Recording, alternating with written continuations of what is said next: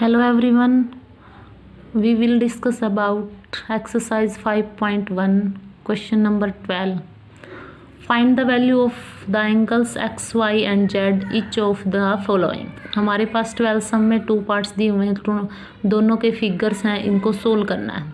ठीक है, फर्स्ट सम है हमारा, ये फिगर दिया हुआ है तो हमने एक्स वाई जेड की वैल्यू निकालनी है। एक्स किसके इक्वल है? 55 के इक्वल। एंगल जो x है वो 55 के इक्वल है, तो क्या है ये? वर्टिकल अपोजिट एंगल, ऐसे शॉर्ट फॉर्म में लिख सकते हैं, वर्टिकल अपोजिट एंगल इसका मतलब है। ठीक है, z किसके इक्वल है? y के इक्वल, ये भी क्या होगा? Vertical opposite angle. सबसे पहले हम z या y की एक की वैल्यू निकाल लेते हैं। ये हमारी क्या है? एक स्ट्रेट लाइन, और स्ट्रेट लाइन के ऊपर हमारे पास क्या बना हुआ है? एक क्या बनता है? 180 डिग्री का एंगल। तो 55 plus Z is equal to 180। यहाँ पे क्या लिखेंगे? Linear pair. ठीक है, ये लीनियर पेयर होगा, तो जेड की वैल्यू निकल जाएगी। Angle Z is equal to 180 में से क्या माइनस करेंगे? 55 माइनस करेंगे तो कितना आ जाएगा? 5 to 125। ठीक है, तो एंगल जो जेड है वो किसके इक्वल आ जाएगा? एंगल वाई के इक्वल। ये क्या है? Vertical opposite angle. ठीक है, एंगल जेड हमारा वाई के इक्वल आ गया, वर्टिकल अपोजिट एंगल। हमने जेड एंगल निकाल लिया 125, तो एंगल वाई हमारा कितने का आ जाएगा? Angle Y is equal to 125। ठीक है, एक्स एंगल हमारा 55 है और जेड एंगल हमारा कितना है? 125। वाई भी हमारा 125। नेक्स्ट वीडियो में नेक्स्ट सेकंड पार्ट है। सेकंड पार्ट में जो z है वो किसके इक्वल होगा? 40 के equal. Angle z is equal to 40, तो ये क्या होगा? Vertical opposite angle. ठीक है, और एंगल y किसके इक्वल होगा? x प्लस 25, ये भी वर्टिकल अपोजिट एंगल है। पहले हमने y की वैल्यू निकालनी है स्ट्रेट लाइन के ऊपर। स्ट्रेट लाइन पर कौन सा एंगल होता है? 180 डिग्री का। तो यहाँ पे एंगल y प्लस में 40 इज इक्वल टू 180, क्या लिखेंगे यहाँ पे? Linear pair. तो एंगल y निकल जाएगा, 180 में से 40 माइनस करेंगे तो कितना आ गया? 140। ठीक है, तो एंगल जो y है, एंगल x प्लस में 25 is equal to angle y के इक्वल आ जाएगा, वर्टिकल अपोजिट एंगल।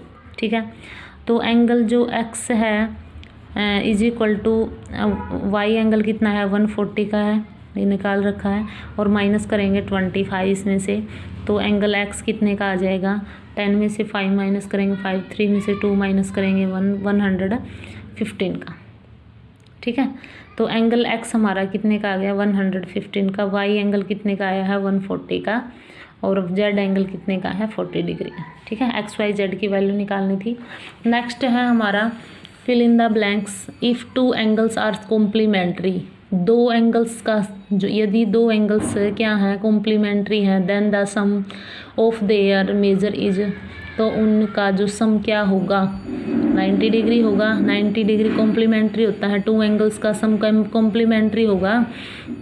और 2 एंगल्स होंगे वो कॉम्प्लीमेंट्री बनाएंगे, तो उनका सम कितना होगा? कॉम्प्लीमेंट्री एंगल हमारा 90 डिग्री का होता है, तो 90 आ जाएगा। If 2 angles are supplementary, 2 angle supplementary कब होंगे? जब उनका सम क्या होगा? Then the sum of their measure is 180 degree. ठीक है, सप्लीमेंट्री हमारा कितने का होता है? 180 डिग्री का। पहले मैंने इंट्रोडक्शन में भी करवा दिया था, ये कॉम्प्लीमेंट्री क्या होता है और सप्लीमेंट्री सब कुछ बता रखा है, वीडियो देख लेना अगर नहीं पता तो। नेक्स्ट है 2 angles forming a linear pair are. अगर हम 2 एंगल्स क्या है? लीनियर पेयर है। लीनियर पेयर होंगे तो क्या बनाएंगे? वो सप्लीमेंट्री होंगे ना, 180 डिग्री के इक्वल उनका सम, तो वो supplementary. If 2 adjacent angle are supplementary, अगर 2 एडजेसेंट एंगल क्या है? सप्लीमेंट्री बनते हैं, यानी उनका सम 180 होता है। दे फॉर्म में क्या होंगे? वो लीनियर पेयर होंगे। एडजेसेंट में क्या होता है? कॉमन वर्टेक्स होते हैं, तो उनका सम क्या होना चाहिए? लीनियर पेयर होगा वो। If 2 line intersect at a point then vertical opposite angle are always. ये कह रहा है कि 2 लाइन इंटरसेक्ट करती हैं एक पॉइंट पर, वर्टिकल अपोजिट एंगल हमेशा क्या होंगे? इक्वल ही होंगे। If 2 line intersect at a point, अगर 2 लाइन इंटरसेक्ट करती है एक पॉइंट पर, and if 1 pair of vertical opposite angle, एक वर्टिकल अपोजिट एंगल होगा एक्यूट एंगल का, दूसरा तो क्या होगा ऑब्ट्यूस का ही होगा ना, एक बड़ा होगा एक छोटा होगा। जैसे ये है हमारे पास, एक तो एक्यूट एंगल का पेयर हो गया वर्टिकल अपोजिट, ये टू लाइन इंटरसेक्ट कर रही है एक पॉइंट पर, ये टू एंगल्स का सम, जो टू एंगल्स हैं ये तो क्या बनेंगे एक्यूट, 90 से छोटे होंगे और ये दोनों क्या होंगे 90 से बड़े होंगे, हमने निकाले भी हैं वैल्यू, ठीक है 125, ये 90 से बड़े हैं, ये ऑब्ट्यूस ये एक्यूट, ठीक है। तो एक एक्यूट है तो दूसरा पेयर ऑब्ट्यूस एंगल। नेक्स्ट है हमारा 14 sum, in the adjoining figure name the following pair of angles. अब हमें पेयर ऑफ एंगल बनाने हैं, ये हमारे पास फिगर दिया हुआ है तो हमने पेयर बताना है उनके नेम भी। ऑब्ट्यूस वर्टिकल अपोजिट एंगल, इसने कहा कि obtuse vertical opposite angle, vertical opposite angle obtuse में 90 डिग्री से बड़ा होगा POC और AOD, ठीक है। तो फर्स्ट कहा क्या आ गया AOD is equal to BOC। Adjacent complementary angle, adjacent complementary angle का मतलब क्या होता है, वो उनका सम 90 डिग्री होना चाहिए दोनों का, कॉम्प्लीमेंट्री, ठीक है। एक तो क्या हो जाएगा AOB इक्वल में AOE, दोनों का सम कॉम्प्लीमेंट्री बन रहा है ना ये 90 डिग्री पे, ठीक है AOB और AOE। उसके बाद क्या है equal supplementary angle, equal supplementary angle का मतलब है इक्वल होने चाहिए और सप्लीमेंट्री, सप्लीमेंट्री में क्या होता है उनका सम क्या होना चाहिए 90 डिग्री, वो सॉरी 180, ठीक है। BOE और DOE, ठीक है BOE और DOE दोनों क्या हैं हमारे सप्लीमेंट्री एंगल और इक्वल है, ये भी इस साइड भी 90 डिग्री का और इस साइड भी 90 डिग्री का, BOE और DOE दोनों इक्वल होंगे, इसने कहा है इक्वल होने चाहिए, सप्लीमेंट्री बनने चाहिए वो दोनों।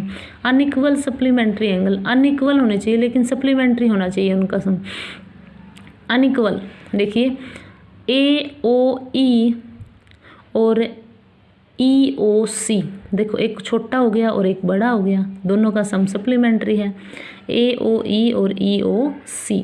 उसके बाद क्या है adjacent angle that do not from A linear pair, adjacent होने चाहिए लेकिन लीनियर पेयर नहीं होने चाहिए। एडजेसेंट आगे और भी पेयर बना रखे हैं इसके, निकाल सकते हैं। एडजेसेंट AOB और AOE एडजेसेंट हो गया लेकिन लीनियर पेयर तो नहीं, लीनियर पेयर में 180 डिग्री का एंगल होना चाहिए, इसमें तो 90 का बन रहा है। EOD और EOD और क्या है COD, ठीक है। तो ये linear pair, sorry linear pair है लेकिन 180 डिग्री का लीनियर पेयर नहीं है और एडजेसेंट एंगल, ठीक है। आज की वीडियो में हमारा सम था 12, 13, 14, ये आपने फेयर नोटबुक में राइट भी करने हैं और इनको रिवाइज भी करना है, ठीक है। अगले एक्सरसाइज करेंगे हम नेक्स्ट वीडियो में, तब तक के लिए बाय बाय।